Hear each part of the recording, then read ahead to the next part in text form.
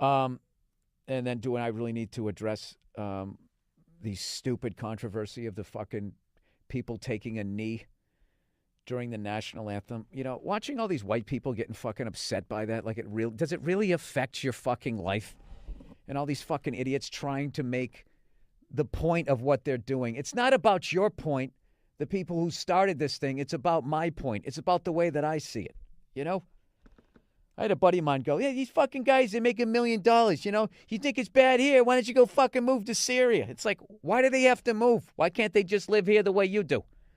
I don't understand that. And but Donald Trump is a fucking genius that he has everybody talking about this issue because he is trying to get everybody to stop focusing on the pool party he had with fucking Vladimir, what's-his-face over there in Russia. He doesn't want you watching that. He goes, oh, look at this over here, right? He goes down to Alabama and he gets all them fucking people all riled up and he keeps talking about this fatty over in fucking North Korea.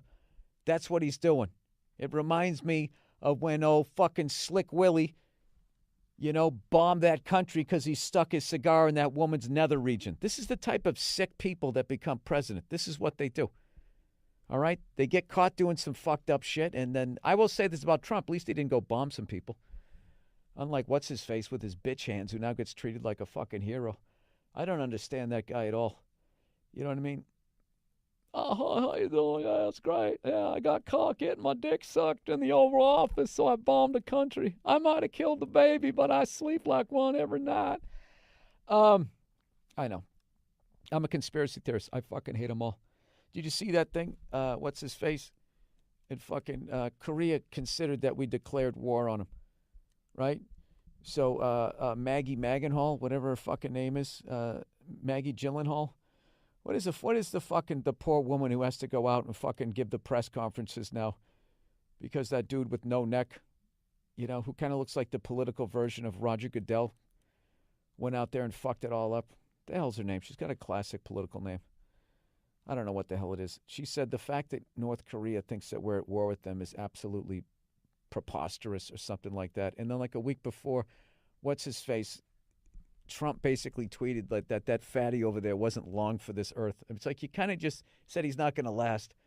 He's not going to be around long. That's what he said. I mean, I would take that as a threat.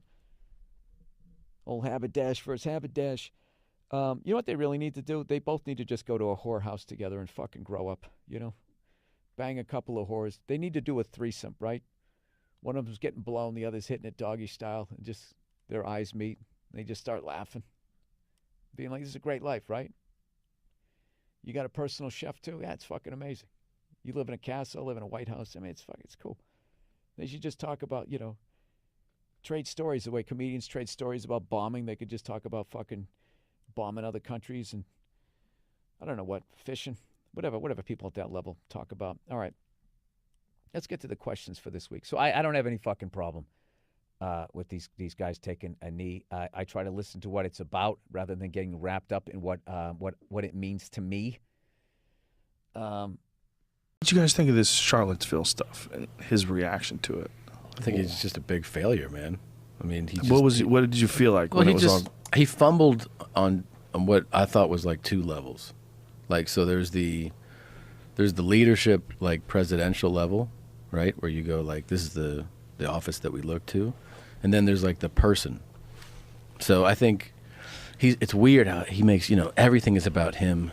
And he even started one of those press conferences and it went into like how the economy's doing. So like, I think it's hard to view that dude morally as somebody that you're, I don't know, you know, that you would enjoy being around as a person.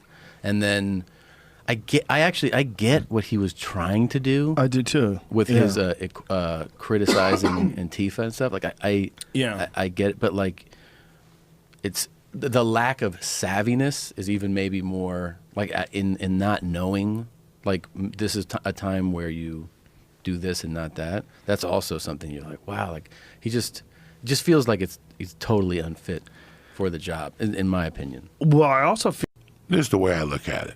I grew up in northern New Jersey. I grew up in politicians' homes. And I know that to be a politician in New Jersey, somewhere along the line, you got to take an envelope. And when you're running for president, it's pretty tough to take an envelope and people not to fucking raise their hand. Mm-hmm. It's like Donald Trump. When he raised his hand, I could not believe it. Yeah. Just on what he did in New York in the 80s. You know, if that guy even moves... What did he do in New York? In New York in the 80s, when he was building all those things... Hold on a second. When we do... Once the rants start going, don't pull it up. When in the 80s, when he was doing all that developing, okay, he shut out, like, Rogan Construction. Okay, Rogan Construction was started by you. I'm just making a name up. Right.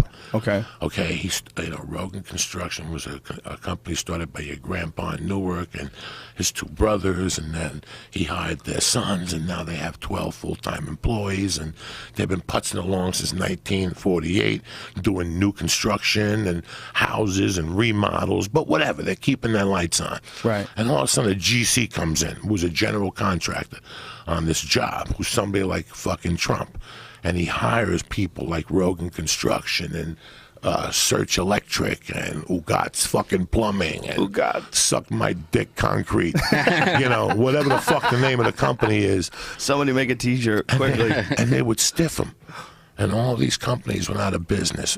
All that construction he did in New York and New Jersey in the 80s was very suspect. Number two, before he raised his hand, I hope that he's this intelligent. Let me get that water, my brother. I'm sorry to fuck up your little...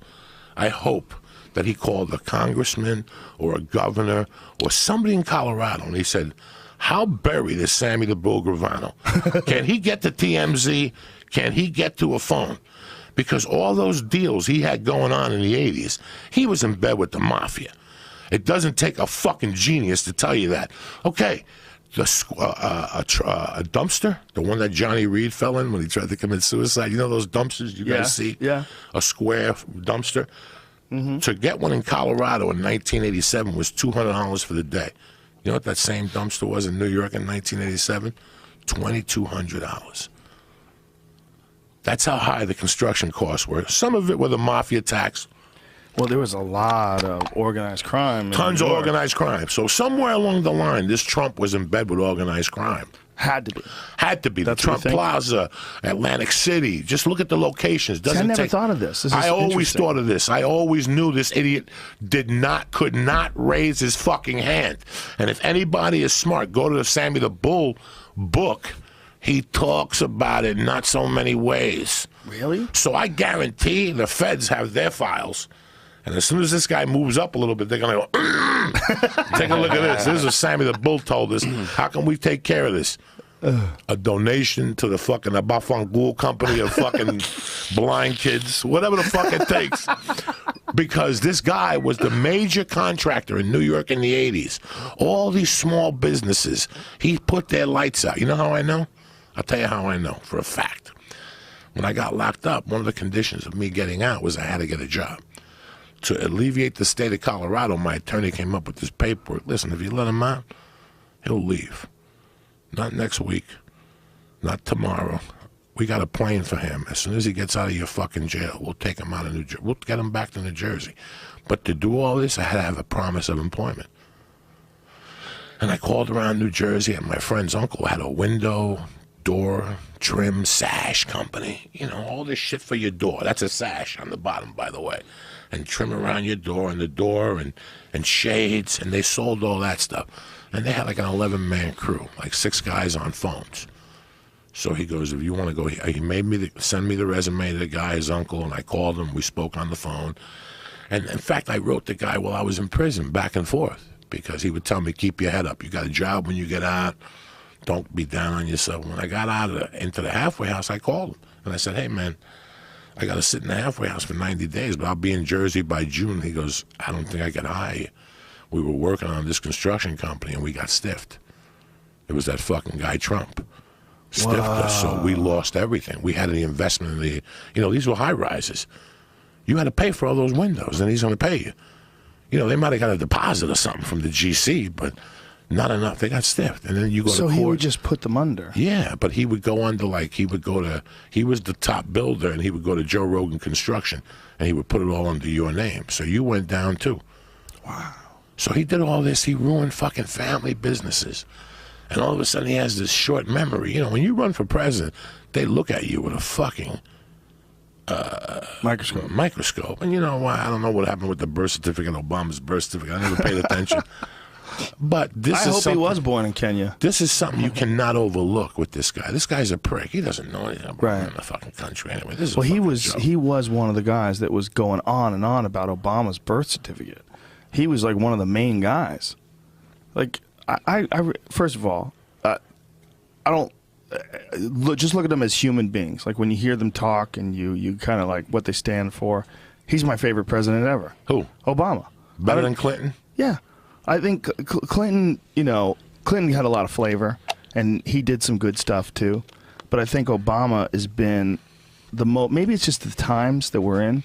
He's the most noticeable when it comes to like spreading this, like what I think is like an improvement in the way people think.